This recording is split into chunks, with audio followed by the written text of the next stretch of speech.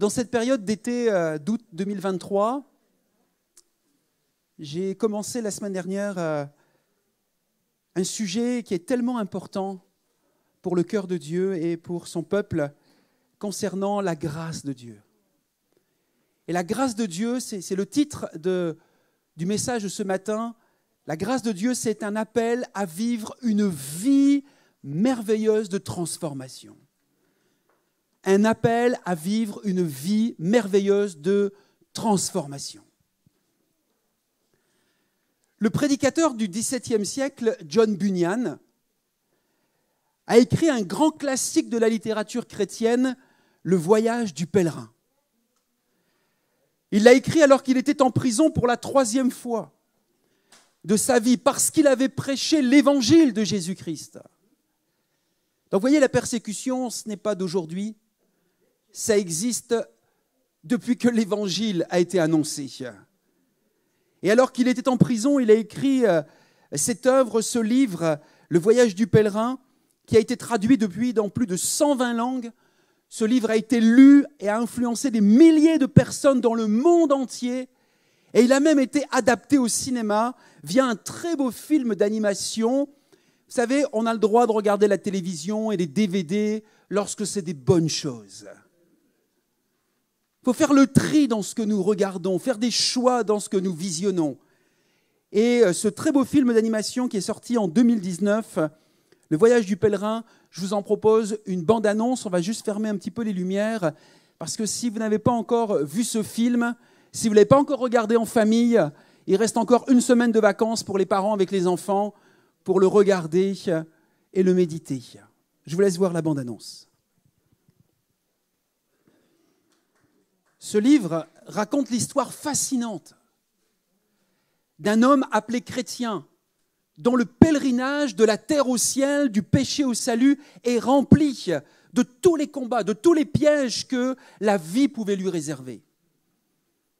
Du commencement à la fin, chrétien doit traiter avec des amis comme avec des ennemis, qui portent tous des noms descriptifs comme évangéliste, secours, interprète. Interprète va l'encourager souvent dans son voyage.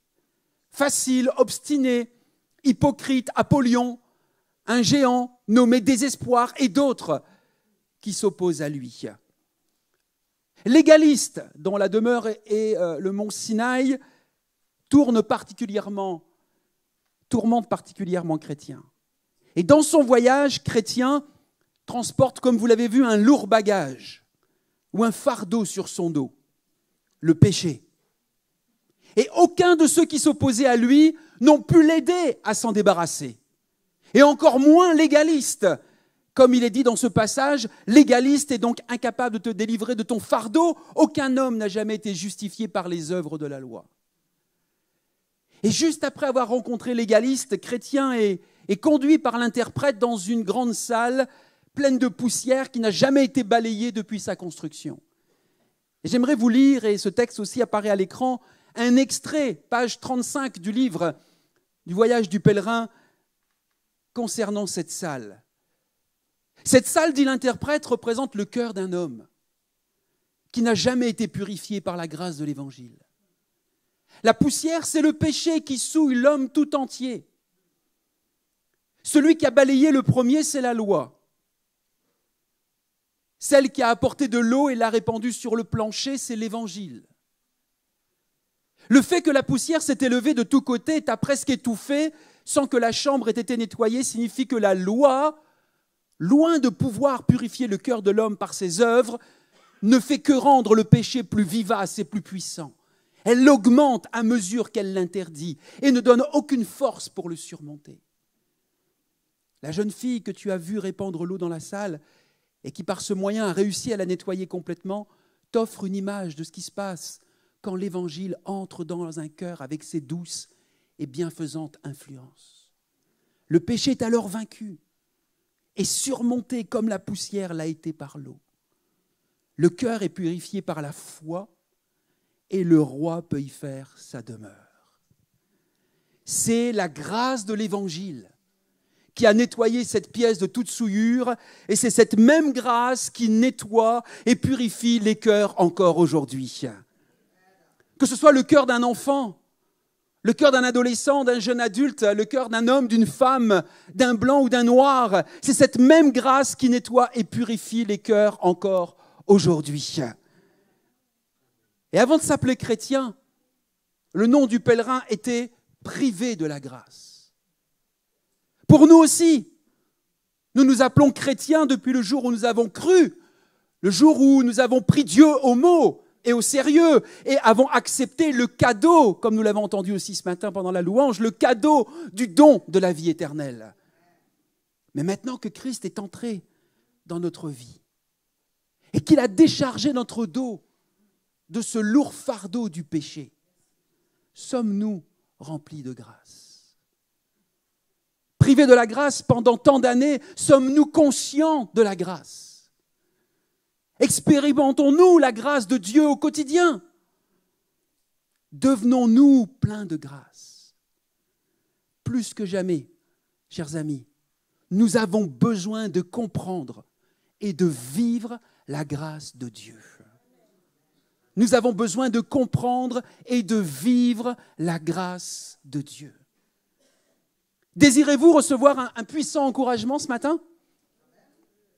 Eh bien, j'aimerais vous dire que Dieu œuvre dans la vie de tous ses enfants. C'est son désir constant. C'est son ordre du jour. Purifier nos cœurs des déchets, de la corruption intérieure et de la poussière de la domination du péché.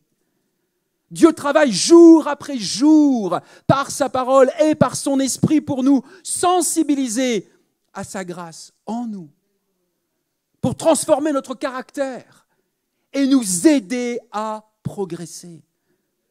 Laissez-moi vous convaincre de cela avec quelques versets de l'Évangile. Lorsque Paul dit dans Romains chapitre 8, versets 28-29, un des versets préférés de Manu, je sais, nous savons en outre que Dieu fait concourir toutes choses au bien de ceux qu'il aime, de ceux qui ont été appelés conformément à son plan divin. En effet, ceux que Dieu a connus d'avance, il les a aussi destinés d'avance à devenir conformes à l'image de son Fils, afin que celui-ci soit l'aîné de nombreux frères.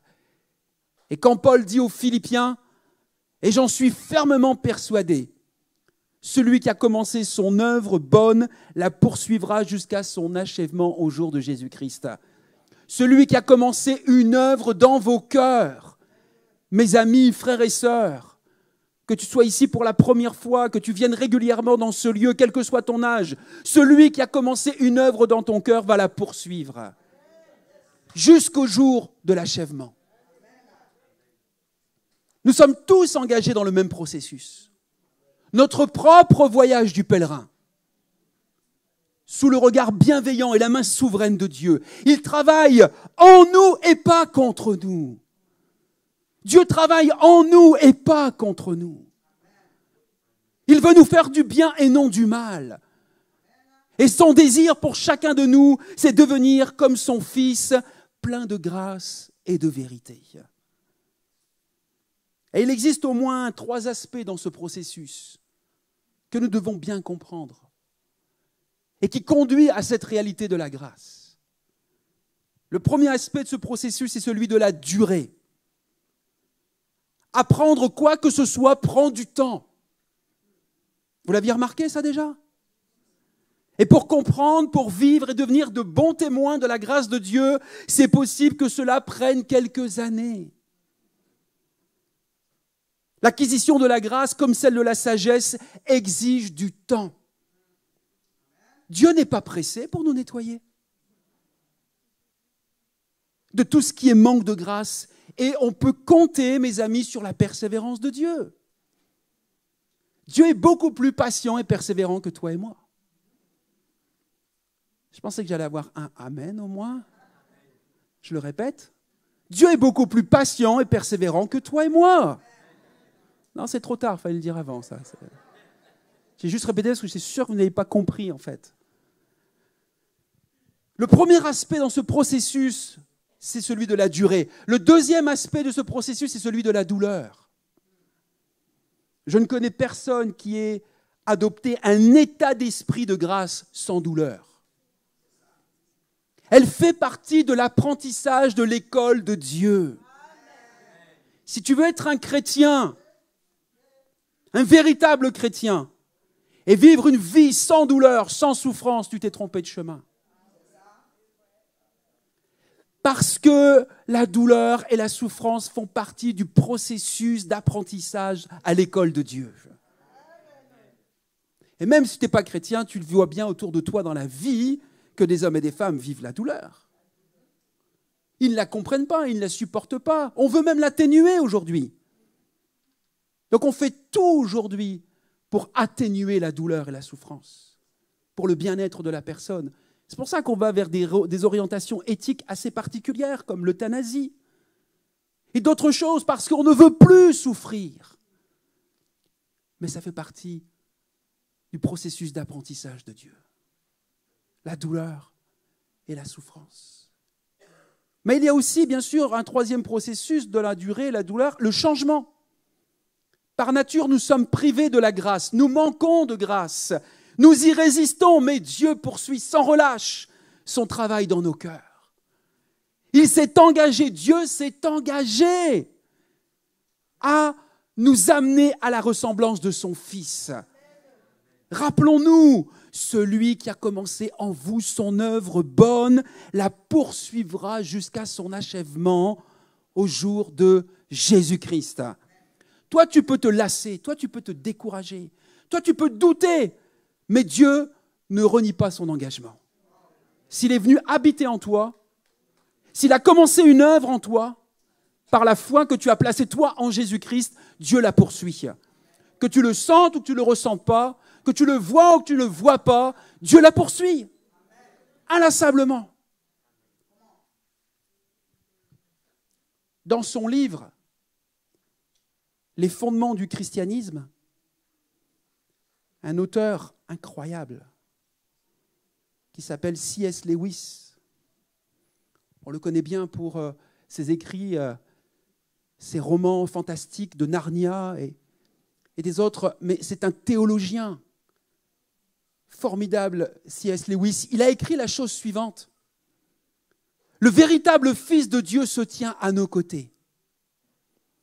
Il commence à nous transformer en une personne qui lui ressemble. Il commence, pour ainsi dire, à injecter en nous sa propre essence de vie et de pensée. Il entreprend de changer le soldat de plomb que nous sommes en homme vivant. Et ce qui en nous n'apprécie pas cette mutation, cette transformation, est le résidu de plomb. Voyez-vous, nous avons tous, vous et moi, des résidus de plomb dans nos vies. Aujourd'hui, on a découvert que les tuyaux de plomb n'étaient pas une bonne chose pour la santé. Ce qu'on utilisait avant comme un conduit pour faire circuler des liquides, notamment aussi l'eau, on a découvert qu'aujourd'hui, c'était vraiment pas bon pour la santé. J'aimerais te dire, les résidus de plomb qui restent dans ta vie ne sont pas bons pour ta santé. Et on a tous des résidus de plomb, c'est-à-dire des luttes extrêmement personnelles dans nos vies pour lesquelles la plupart d'entre nous, nous devons réclamer ce matin, demain, après-demain, la grâce de Dieu. Et on va voir ensemble quels sont ces résidus de plomb et qu'est-ce que nous devons réclamer pour comprendre et vivre ou obéir et mettre en pratique la grâce de Dieu au quotidien. Alléluia. Vous êtes prêts ? Vous pouvez noter dans votre mémoire, dans votre smartphone, ça je vous l'autorise pour noter, prendre des notes, sur un cahier comme vous voulez, dans votre Bible. Nous allons voir ensemble le premier résidu de plomb, ce que j'appelle le plomb de l'insécurité. Et pour faire fondre le plomb de l'insécurité dans nos cœurs, dans nos vies, nous avons besoin de comprendre, nous avons besoin de réclamer la grâce pour être ce que je suis. C'est Paul qui le dira dans sa première lettre aux Corinthiens, chapitre 15, verset 10, lorsqu'il va dire « Par la grâce de Dieu », c'est l'apôtre Paul qui dit ça, « Par la grâce de Dieu, je suis ce que je suis. » Et sa grâce envers moi n'a pas été vaine. Certains n'ont aucune idée ou une mauvaise parfois idée de leur propre identité. Ils sont parfois tellement préoccupés à plaire aux autres.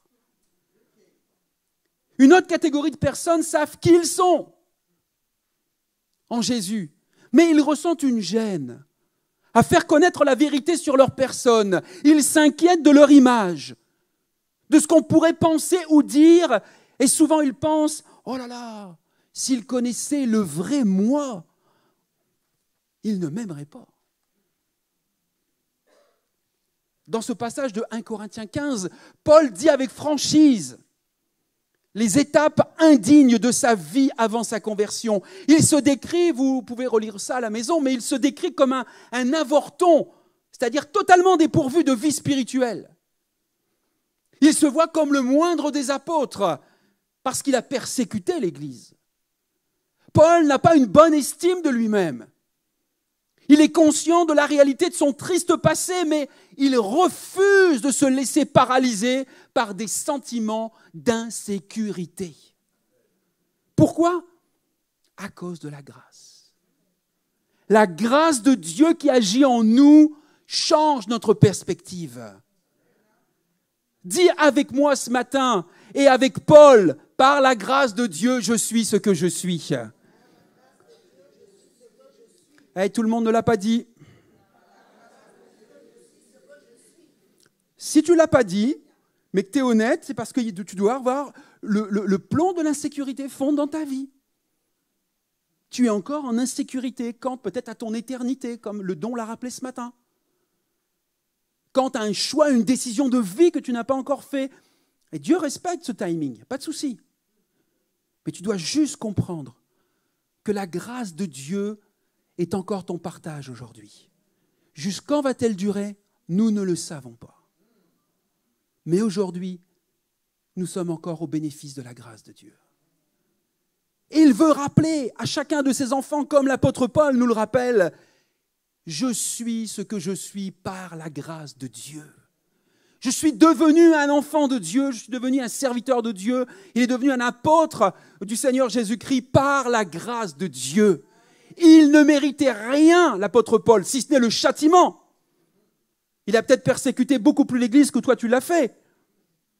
Mais tout le temps que tu ne donnes pas ta vie à Jésus, tu persécutes Jésus. Consciemment ou inconsciemment, tu persécutes Jésus. La grâce a fait de lui ce qu'il était. Elle lui donna le courage d'être ce qu'il était. La grâce lui communiqua l'énergie nécessaire pour accomplir sa mission. La grâce était son partenaire silencieux, son perpétuel compagnon de voyage, sa sécurité invisible, puisqu'il ne méritait pas de jouer un tel rôle dans le plan révélé de Dieu. L'apôtre Paul refusa de se comparer aux autres apôtres et de rivaliser avec eux. La grâce nous délivre de ce type de comportement. Je n'ai pas à me comparer à d'autres serviteurs ou à d'autres pasteurs. Je l'ai fait à un moment de ma vie. J'écoutais certains prédicateurs prêcher, je me suis dit, waouh, qu'est-ce qu'il prêche bien. Jamais je ne serai prêché comme lui. Je suis un moins que rien, je ne suis pas bon, je ne suis pas fait pour ça. La grâce de Dieu a fait son œuvre dans mon cœur. Et avec ce que je suis, avec le désir qui est dans mon cœur, comme il y a le désir qui est dans ton cœur, avec ce que tu es, Dieu peut te faire devenir un témoin de sa grâce. Si l'insécurité constitue le plomb dans notre vie, découvrons que la grâce intime et personnelle peut guérir par le soulagement et la paix qu'elle procure. Si la grâce a été agissante et efficace pour Paul, le persécuteur qui a été pardonné, l'avorton qui a été adopté, il peut en être de même pour les pèlerins inquiets d'aujourd'hui. Alléluia. Le deuxième plomb où nous avons besoin, toi et moi, de réclamer la grâce de Dieu, c'est le plomb de la faiblesse. Nous avons besoin de réclamer la grâce pour apprendre de nos souffrances. Nous avons besoin de réclamer la grâce pour apprendre de nos souffrances. Il n'y a pas de amen là. Hein. Vous voyez, vous n'aimez pas souffrir, vous non plus. On est humain. Et certains, je sais, ils disent dans leur tête, ils ne le disent pas à voix haute parce qu'ils me respectent, parce qu'ils respectent le nombre. On n'est pas maso, hein, pasteur. Souffrir. Que l'autre souffre, pourquoi pas, je vais même prier pour lui. Mais moi, si tu peux m'épargner, Seigneur. Eh bien non. Si tu veux grandir avec Dieu, progresser avec Dieu, comme nous le lisons dans la parole de Dieu, que ce soit pour le peuple d'Israël, que ce soit pour les prophètes, je relisais cette semaine Jérémie. Et c'est Jérémie qui a dit, les bontés de l'Éternel ne sont pas épuisées.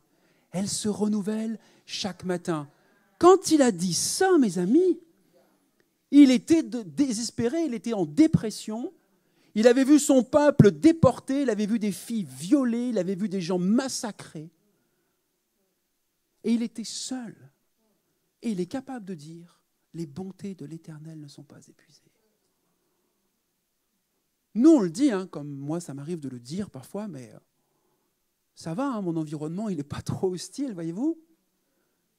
Mais quand Jérémie dit ça,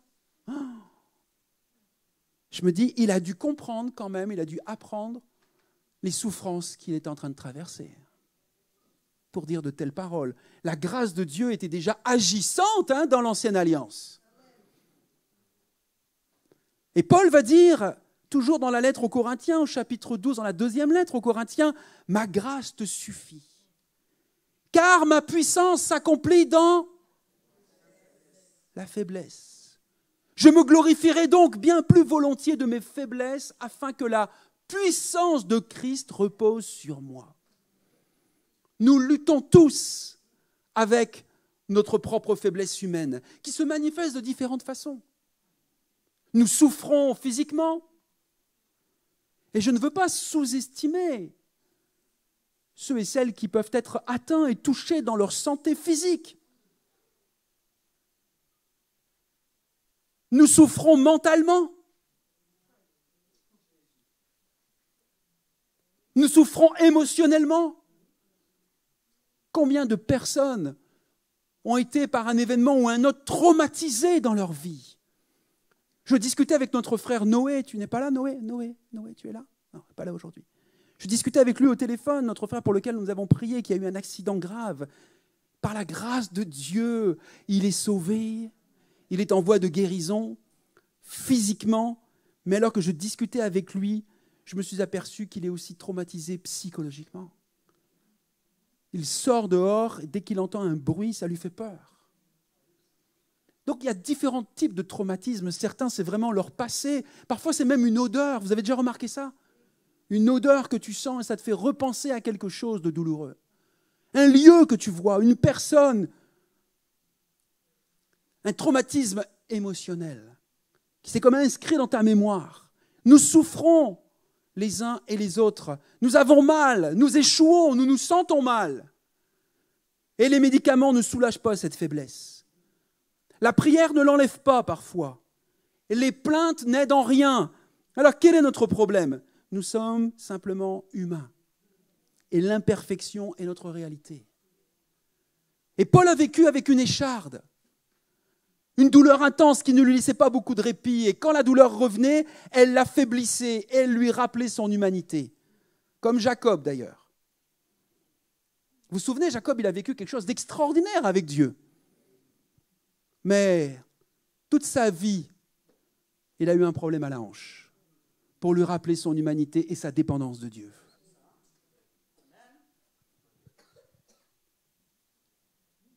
Par la grâce de Dieu, Paul a appris à affirmer « Je me plais dans les faiblesses ». Et une fois sa joie retrouvée, il reprenait des forces. Rien ne pouvait plus arrêter cet homme, pas même les insultes, les détresses ou les persécutions. Une fois que la grâce lui a permis d'accepter sa faiblesse, la grâce agit pour un apôtre missionnaire du 1er siècle et elle agit pour nous aujourd'hui. Quand nous ne dissimulons pas, ne nions pas nos faiblesses, les autres se sentiront plus près de nous. Voyez-vous, la vulnérabilité aide les autres à s'identifier à nous et à se sentir plus à l'aise. La grâce nous rend capables d'admettre nos luttes. Quand nous reconnaissons et acceptons notre faiblesse comme venant de Dieu pour dépendre de sa force, alors l'anxiété de la sauvegarde des apparences disparaît et nous libère pour être vrais. J'aime ce chant que nous avons chanté ce matin quand tu reviens au cœur de la louange. Les apparences sont trompeuses. Quelque part, le chant te dit, bats les masques. Fais tomber ton masque. Sois vrai devant moi. Tu peux chercher à paraître, mais comme moi je lis au fond de ton cœur, je sais ce qui s'y passe. Alors, ne cherche pas de faux semblants. La grâce nous aidera à laisser paraître des failles de notre vie. Lorsque nous sommes faibles, la grâce nous rend aptes à devenir des instruments puissants dans les mains de Dieu. C'est en fait ce que nous démontre la vie de l'apôtre Paul. Quand il déclare et qu'il reconnaît ses faiblesses, c'est parce qu'il a compris que par la grâce de Dieu, il est ce qu'il est, et qu'au travers de ses faiblesses, c'est la puissance de Dieu qui le rend fort. Ainsi, il rend gloire à Dieu et il est utilisé par Dieu pour bénir et servir les autres. Alléluia! Alors, tu as des faiblesses, j'ai des faiblesses. Le plomb de la faiblesse peut être fondu par le fait de dire « La grâce m'apprend, aide à m'apprendre de mes souffrances. » Troisièmement, nous devons réclamer la grâce pour bien réagir. Ça, c'est pour voir fondre le plomb de la dureté. Dis-le avec moi, le plomb de la dureté. Et pour voir fondre le plomb de la dureté dans nos cœurs, un résidu de plomb, parce que certains vont me dire, pasteur, je ne suis pas si dur que ça. Ok, toi comme moi, on n'est peut-être pas si dur que ça, on s'est laissé maintenant travailler par le divin potier, nos cœurs ont été transformés depuis tout le temps qu'on marche avec Dieu, mais parfois, comme il y a des mauvaises herbes qui durent dans ton jardin, moi ça m'énerve les mauvaises herbes qui sont dans mon jardin. Mon gazon a du mal à pousser, mais les chardons, ils poussent à une vitesse incroyable. De la même façon, il y a des résidus de plomb dans nos cœurs, dans la salle de nos cœurs.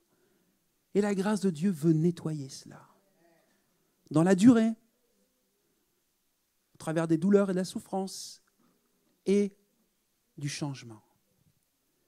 Et voyez-vous, l'apôtre Paul dira cette fois-ci aux chrétiens de Colosse, au chapitre 4, versets 5 et 6, « Conduisez-vous avec sagesse envers ceux du dehors et rachetez le temps. Que votre parole soit toujours accompagnée de dureté, que votre parole soit toujours accompagnée de grâce, assaisonnée de sel, afin que vous sachiez comment il faut répondre à chacun. » Cette grâce concerne notre façon de répondre aux autres. Avons-nous remarqué que la vie est une série de réponses ? Nous passons nos journées à répondre à notre conjoint, à nos enfants, aux parents, aux amis, à ceux qui sont dans le besoin, aux collègues de travail, à nos frères et sœurs dans la foi, aux perdus qui ne connaissent pas le Seigneur. Mon ami qui est devant moi, Olivier, c'est pas grave si je t'affiche un petit peu ? Je peux ? Bon, même si tu ne m'as pas donné l'autorisation, je l'aurais quand même fait, mais pour bien être bienveillant, je demande ton autorisation. Non, mais t'inquiète pas. Il me partageait vendredi soir qu'il avait vécu une expérience pour la première fois. Il est allé se promener dans un parc. Et alors qu'il était dans un parc et qu'il était assis, une jeune femme, voilée, est venue lui parler. Elle est venue lui parler, mais en plus de ça, alors que lui, il était à l'écoute. Bonne réaction. Elle a commencé à ouvrir son cœur et à lui parler des choses de sa vie. Olivier m'a dit, j'ai jamais vécu ça, Laurent. Quelqu'un qui ose me parler, ouvrir son cœur, me parler des choses personnelles, intimes de sa vie, j'avais jamais vécu ça. Et combien il s'est senti utile et précieux auprès de cette femme. Alors, c'est vrai qu'Olivier, il avait arboré le t-shirt de son baptême, hein. Libéré, pardonné, il y avait la croix. Justifié, missionné. Peut-être ça va attirer le regard de la personne. Je crois qu'elle t'a même dit que tu avais un beau t-shirt. Hein. Donc je propose qu'en 2023, à partir de la rentrée, tout le monde ait un t-shirt. Et quand vous allez vous promener, nous arborons un t-shirt avec un message biblique. C'est à réfléchir, hein. En tout cas, pour le pôle évangélisation, c'est à réfléchir. Merci à toi d'avoir été simplement cet instrument de Dieu où le plomb de la dureté n'est pas de nous cacher derrière nos vêtements et nos tenues, mais à un moment d'oser afficher, d'être là, disponible, à l'écoute. Et là, tu as béni quelqu'un. Tu as servi Dieu, tu as honoré Dieu et tu as servi et tu as béni quelqu'un. Continue, Olivier. Dieu va te donner d'autres opportunités. Tu vois ? Là où parfois tu te sens faible, avec une simplicité, Dieu se sert de tout cela. Dieu ne regarde pas comme les hommes regardent. Dieu est d'une bonté incroyable. Et des choses faibles et simples que les hommes vont négliger, laisser de côté, Dieu va s'en servir. Alors continue avec ton cœur qui désire voir Dieu à l'œuvre. Et tu vas voir de belles choses. Réclamez la grâce de Dieu pour bien réagir. Et voyez-vous, face à ce résidu du plomb de la dureté, Paul nous précise notre besoin de sagesse, de tact, d'amabilité. Car même la vérité mal dite peut être dure et irritante. Souvenez-vous des religieux d'Israël. Ils disaient avoir la vérité, mais ils la disaient de telle façon qu'ils faisaient fuir les gens. En tout cas, ils ne donnaient pas envie de vivre la parole de Dieu. La grâce seule va nous aider à mieux réagir aux circonstances de la vie par des paroles douces qui vont rendre la vérité plus attrayante et acceptable. Personnellement, j'ai encore besoin que Dieu fasse fondre le plomb de la dureté dans mon cœur. Je n'ai pas toujours la bonne réaction. Je n'ai pas toujours la bonne attitude face à des défis, face à des réalités humaines, face à des réactions que des hommes, des femmes, des frères, des sœurs, des voisins, des gens de l'extérieur peuvent avoir. Que le Seigneur me fasse grâce de vivre ce qu'il désire que nous vivions les uns et les autres. Nous devons réclamer la grâce pour défendre nos convictions, c'est ce que j'appelle le plomb des compromis. L'auteur de l'Épître aux Hébreux dira la chose suivante: ne vous laissez pas égarer par toutes sortes de doctrines étrangères. Il est bon d'être fortifié intérieurement par la grâce de Dieu. Être fortifié intérieurement par la grâce de Dieu et non par des règles relatives à des aliments. Là, il prenait cet exemple-là, des aliments. Ceux qui observent de telles règles n'en ont jamais tiré aucun profit. Dit autrement, ce n'est pas la loi avec ses règles qui va te fortifier intérieurement. C'est la grâce de Dieu qui peut te fortifier intérieurement. Ici, l'auteur veut nous encourager à défendre nos convictions, à ne pas abandonner ou compromettre trop facilement notre foi en Jésus-Christ face aux adversaires de la foi, que ce soit au travail ou à l'école, en essayant de donner une fausse image de nous-mêmes. La grâce enlève le plomb du compromis, fait tomber les masques, nous aide à être vrais et à parler notre foi avec sincérité. Elle nous donne le courage de tenir ferme dans nos valeurs et les principes bibliques. Amen. Et ça, si tu comprends ça, si tu le mets en pratique dès demain, dès la rentrée, alors que tu vas reprendre ton activité professionnelle, alors que tu vas retourner à l'école, parce qu'il y a des enfants parmi nous, ou des adolescents, des jeunes adultes à l'université, et que tu vas comprendre qu'il ne faut pas céder face au plomb du compromis, Dieu va accorder sa faveur sur ta vie. Ah oui, ça va t'occasionner quelques combats. Alors, soit tu prends position pour Jésus et tu dis vraiment qui tu es, et tu résistes à certaines tentations et tu ne vas pas aller dans certaines discussions ni dans certains lieux. Et puis, tu n'auras pas que des amis, mais ça, il faut le comprendre. Mais qu'est-ce qui est le plus important? D'avoir Jésus pour ami tout le temps? Ou d'avoir un grand nombre d'amis humains qui, j'aimerais te dire, à un moment ou à un autre, vont partir, hein, ces amis-là. Surtout quand tu as des difficultés et des problèmes. Là, ils disparaissent progressivement. Résiste, laisse fondre le plomb du compromis. Et je termine avec un autre résidu de plomb qui est responsable de bien des difficultés dans notre vie. Ça, c'est peut-être le pire résidu de plomb qui est dans ta vie, qui est dans ma vie, qui est dans la vie de tout être humain, c'est celui de l'orgueil. Et pour faire fondre le plomb de résidu d'orgueil, nous devrons réclamer la grâce pour nous soumettre. Ce qui fait fondre le plomb de l'orgueil, c'est la soumission. Et là, oh mon Dieu que c'est difficile pour la nature humaine. Jacques dira, l'apôtre Jacques, mais bien plus grande est la grâce qu'il nous accorde. Voici donc ce que déclare l'Écriture, Dieu s'oppose aux... mais il accorde ça aux humbles. Dieu s'oppose aux orgueilleux, mais il accorde sa grâce aux humbles. Et Pierre, l'apôtre Pierre, dans sa première lettre, chapitre 5, verset 5, nous dira aussi, vous de même, jeunes gens, soumettez-vous aux responsables de l'Église.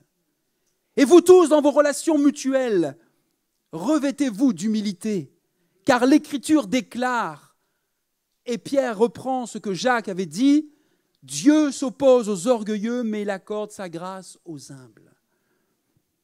L'orgueil est un des traits de caractère qui résiste le plus en nous. Il est toujours prêt à se défendre, l'orgueil. Il est rusé et arrogant. Il aime se vanter de sa connaissance, même de la Bible parfois. Ah, moi je connais ceci, je connais cela. Et puis, il va te sortir plein de versets, pas comme une mitraillette. C'est... Et là, tu peux être abasourdi, dire « Waouh, connaît sa Bible celui-là ou celle-là. » Qu'est-ce qu'elle connaît sa Bible? Le problème, c'est qu'elle ne les met pas en pratique. Donc, elle est capable de dire beaucoup de choses, la personne, mais après, dans sa vie, elle ne la vit pas vraiment. Donc, l'orgueil de la connaissance, faire attention. C'est bon, la connaissance. C'est important de connaître la parole de Dieu. Mais attention de ne pas s'enorgueillir de sa connaissance. Parce que ça redevient un piège et un plomb, celui de l'orgueil qui va grandir dans ta vie. Certains aiment se vanter de leur travail, de leurs revenus, de leurs acquisitions, de leurs titres, de leur tenue vestimentaire. Là, je sais, c'est la rentrée. Hier, je parlais avec une maman et je lui disais... on discutait comme ça, de savoir si elle avait fait les courses de rentrée, parce que la CAF est arrivée pour certains. Je dis, c'est bien, vous avez eu la prime pour la CAF, là, vous allez pouvoir faire... Elle dit, ouais, mais mes enfants, ils aiment les marques. Ok, donc ce que tu veux me dire, c'est qu'avec 400 € de prime de CAF, ça ne va pas être suffisant, c'est ça, pour la rentrée? Ben, je dis, tu sais, tu révises les marques à la baisse. Tu prends un peu de marques et quand même, il va falloir faire les courses pour... Les cahiers, les crayons, les affaires scolaires, tout ce dont l'enfant aussi a besoin. Tu n'es pas obligé de mettre 400 € dans les dernières baskets à la mode. Ou téléphone. Pas pourquoi tous les enfants doivent avoir un téléphone maintenant. Le dernier Samsung clic-clap, là...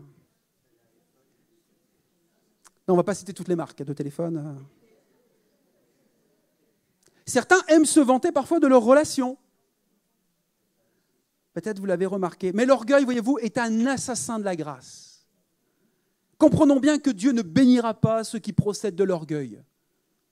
Mais l'Écriture nous rappelle partout que Dieu étend sa main puissante sur nos vies et touche des domaines sensibles, la source de beaucoup de lutte en nous pour accomplir son œuvre de grâce et nous amener à nous soumettre à son amour. Dieu veut que nous nous soumettions à son amour. Est-ce que, Eva, tu veux bien revenir avec tout ou partie de ton équipe? Parce que nous terminons ensemble ce message, la grâce de Dieu, un appel à vivre une vie de transformation. Alors je ne sais pas, mon frère, ma sœur, mon ami, quel est le plomb qui doit fondre dans ta vie ce matin? Quel est le plomb que le Saint-Esprit peut-être a mis en lumière et qui a résonné en toi en te disant « Ah oui, ce plomb-là, il est vraiment tenace. Ce résidu-là, il est vraiment encore dans ma vie. Ce plomb de l'insécurité, je n'en peux plus. Ce plomb de la faiblesse que je n'ose pas partager, déclarer aux autres et juste de montrer toujours que je suis fort, que je suis forte, que je suis un chrétien ou une chrétienne qui n'a pas de problème. Celui-là, il a du mal à fondre. Le plomb de la dureté dans mes réactions face aux autres. Le plomb du compromis ou celui de l'orgueil qui est bien ancré en toi. J'aimerais te dire que la grâce de Dieu est accessible pour chacun de nous encore aujourd'hui. En ce 20 août 2003, la grâce de Dieu, comme nous l'avons chanté, comme nous l'avons entendu prêcher ce matin, est encore accessible pour chacun d'entre nous. Alors que nous allons, Franz va commencer à jouer tout doucement du piano, et que oui, nous allons chanter, mais plus qu'un bon chant. Il ne suffit pas de chanter pour répondre à l'appel de Dieu. Répondre à l'appel de Dieu, c'est oser reconnaître que nous avons besoin de la grâce de Dieu. C'est oser reconnaître notre humanité avec ses imperfections. C'est oser reconnaître qu'il y a des résidus de plomb dans nos vies. Pour certains, c'est peut-être plus le plomb de l'insécurité. Et tu as besoin de dire à ton âme, je suis ce que je suis par la grâce de Dieu. D'autres ont vraiment besoin de reconnaître ce plomb de la faiblesse. Oui, j'ai mes faiblesses. Oui, je sais d'où je viens. Ce que j'ai fait endurer même à Dieu et à Jésus pendant toutes ces années. Ce que je vis, ce que je traverse, comme l'eau peut-être de souffrance et de difficulté. Je les reconnais, je te les apporte, Seigneur, et je comprends que tu veux t'en servir à un moment. Comme tu l'as fait avec l'apôtre Paul, comme tu le fais encore avec des contemporains aujourd'hui, tu veux le faire aussi avec moi. Je ne veux pas lever le poing contre toi. Au contraire, je veux peut-être me lever physiquement à ma place et reconnaître, Seigneur, fais fondre le plomb de la faiblesse et rends-moi plus vulnérable devant toi, avec les autres. Certains ont besoin de reconnaître le plomb de la dureté dans leur vie. Dans tes réactions face à ton conjoint, à tes enfants, tu es vite irritable, tu es susceptible, tu essayes de te justifier sur tout aspect, alors que Dieu te dit, ne cherche pas à te justifier. Je sais qui tu es. Cherche à avoir un bon témoignage dans ta maison et au dehors, avec tes collègues, avec ton conjoint, avec tes enfants, et ce sera une bonne influence que je bénirai. Laisse fondre le plomb de la dureté avec tes règles et tes lois. Laisse ma grâce agir en toi. Laisse-la prendre toute son ampleur dans ton cœur. Demande ce matin de laisser fondre le plomb du compromis. Quand tu es à l'église, tu es d'accord avec tes valeurs et tes principes.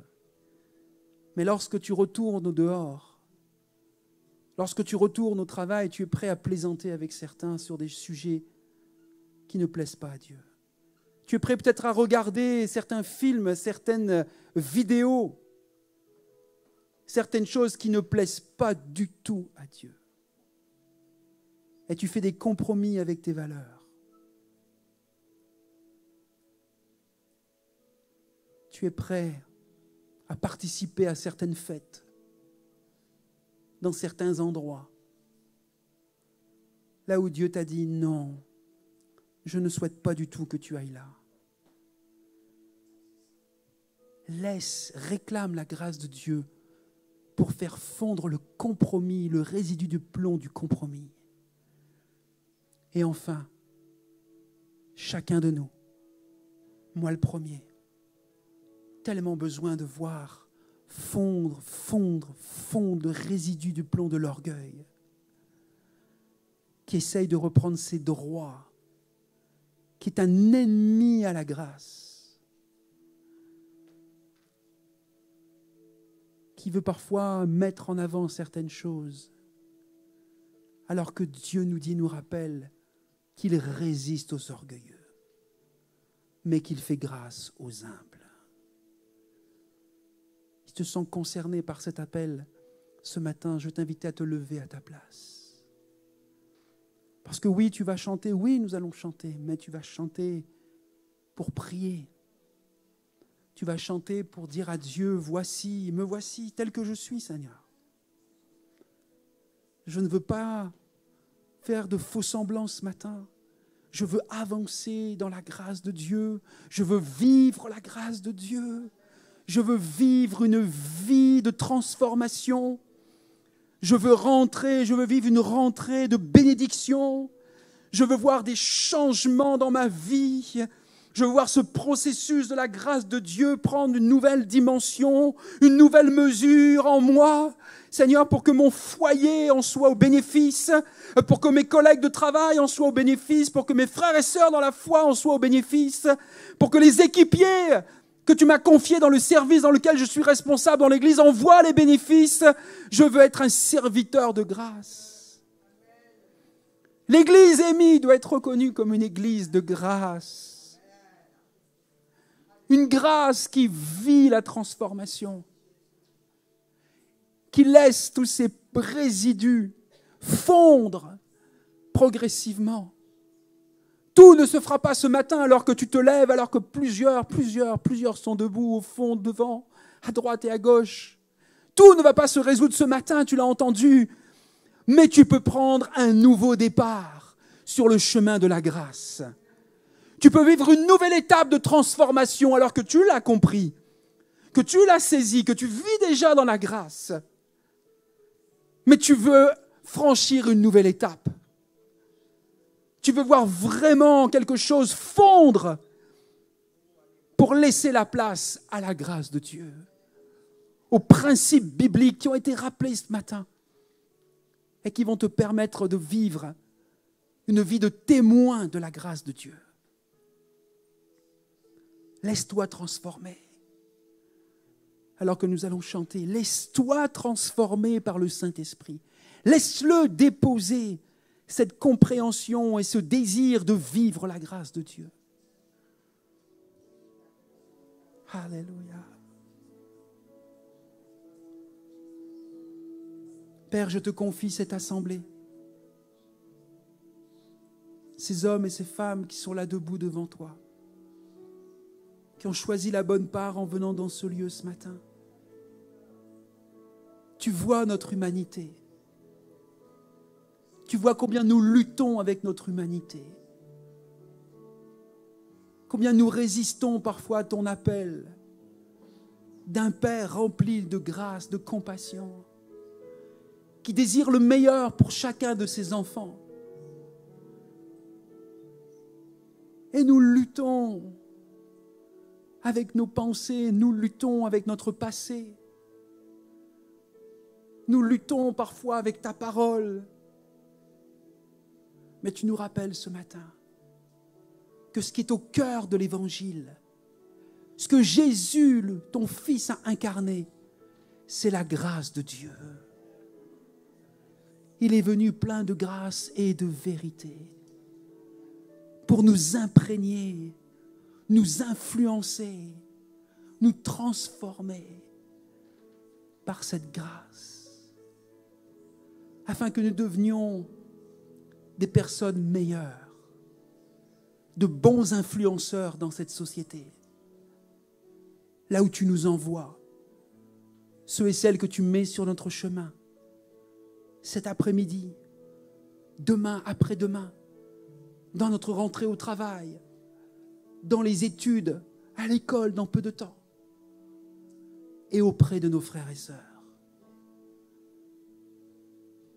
Merci de faire de cette Église émise un lieu de grâce.